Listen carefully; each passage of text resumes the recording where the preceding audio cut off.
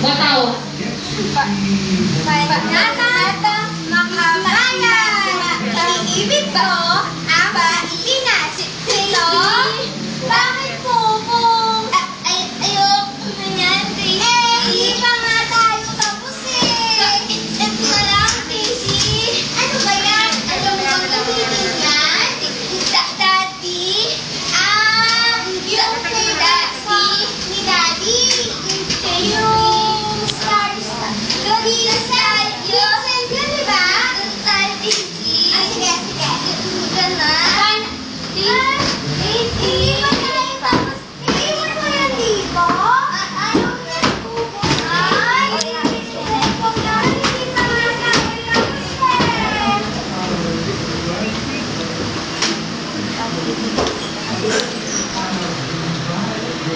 Oh my God, miss. God, miss. Ito ho ang bahay, Mrs. Katakutan.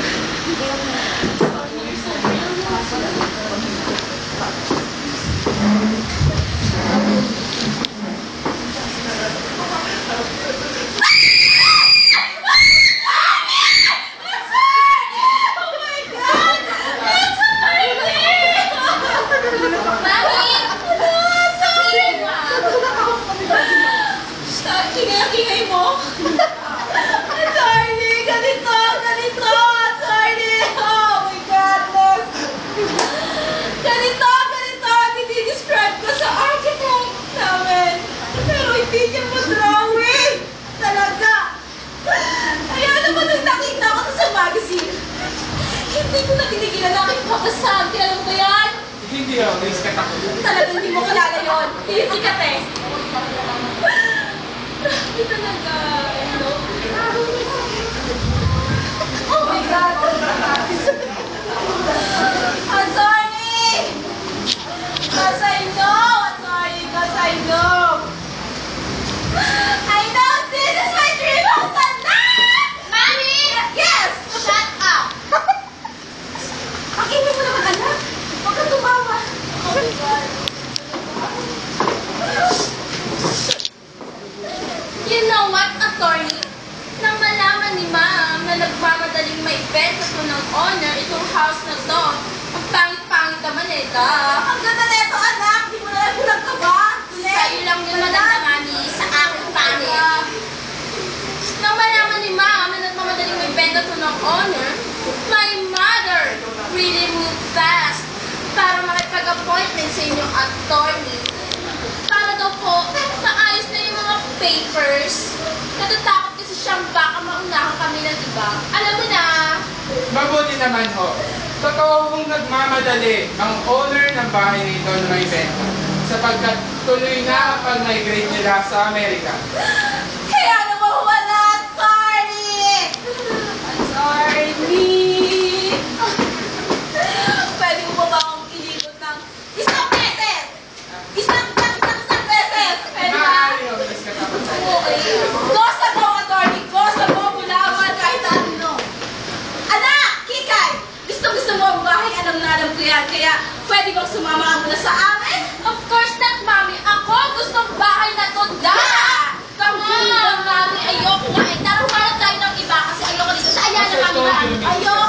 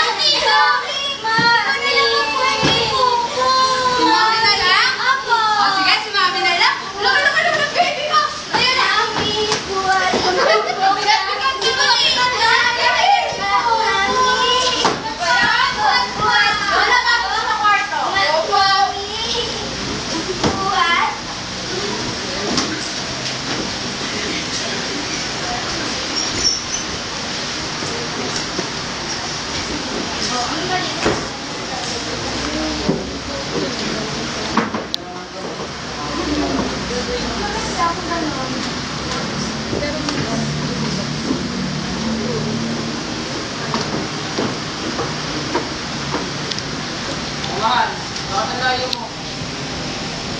Wala. Ito ka naman. Dito na lang ako, George. Nga pala. Bukas ang flight namin. Doon ko, Rita. Hindi na nakakalam kung bakit kailangan na namin naman isagad. Sabi niya, mas mabuti, huwag ko na lang ituloy ang medication ko. Bakit? Napapaniginig ko kung bakit ba?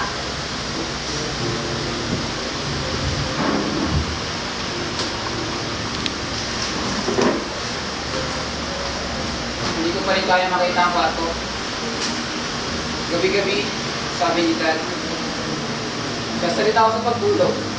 Saka, bigla na lang sisigaw.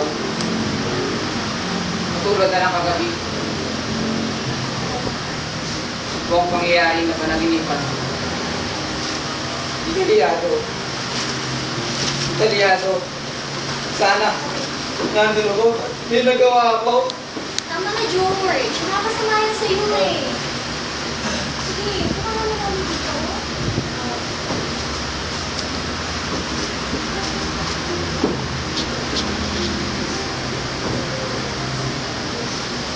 George, hindi ako nandito kasi meron sana akong gusto sabihin sa'yo eh.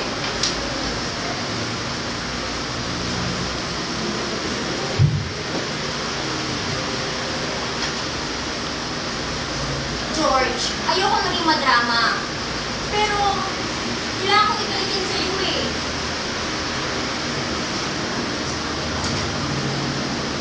Bakit?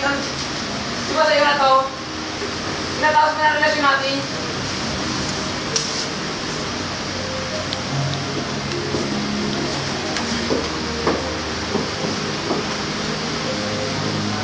George naman! Alis ka eh! I'm being realistic.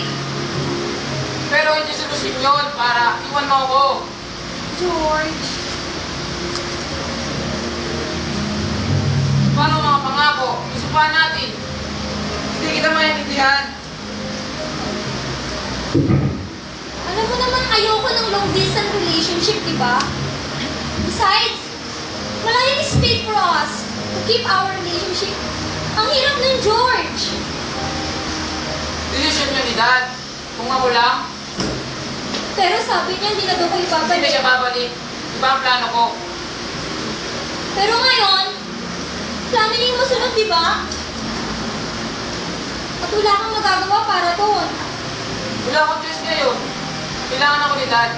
But in a few years, pag-graduate na ako, babalik ako at makakasal tayo.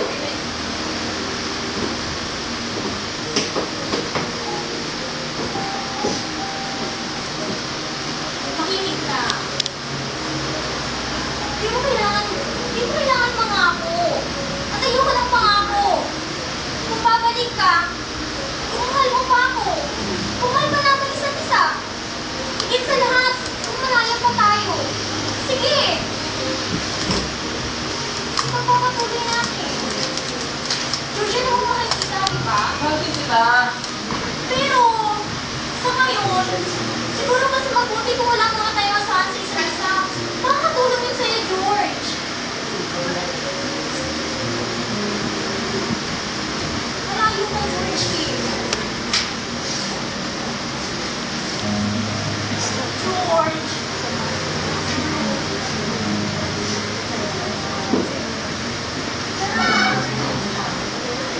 Hindi mo na ako sa game. Hindi na ako magpapaalam sa mga dating tita ko. Panigurado yung kapag nagpaalam ako sa kanila. Nakakabang may bayang mangyayari. Besides, for the last time, gusto din kitang makita.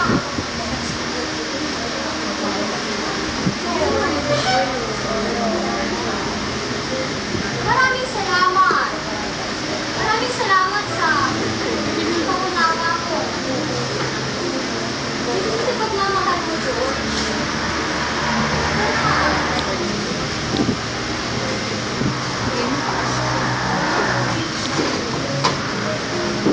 Surata kita i-text sa tawagan. At ipagdarasal na sana huwag ka magka-boyfriend. Mahal na mahal kita, Rita. I know. Pero George, huwag ka na maging selfish. Ayoko maging old maid. Besides, sigurado, wala ka pang 1 month stay. Ako magkakaroon ng bagong girlfriend. Hindi mangyayari yun. Kilala kita, George. Ano to, gustahan? Kuya George! Kuya George! Turuan mo akong gumawa ng vlog! Kuya! Ako na lang tutulong sa'yo. Humingi na nga ako kay mami ng stick eh. Ito! Marunong kang gumawa ng vlog? Oo! Promise! Hindi ka kung tayo. Akin na yan.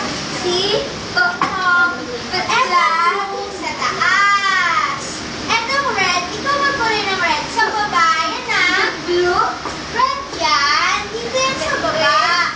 Etong blue, dito sa taas. Dahan-dahan lang.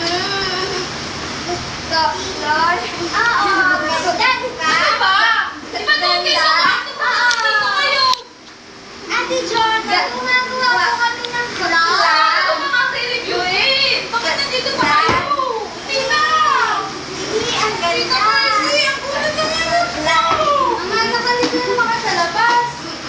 Mami. Gawin na kami na sa loob. Vlog.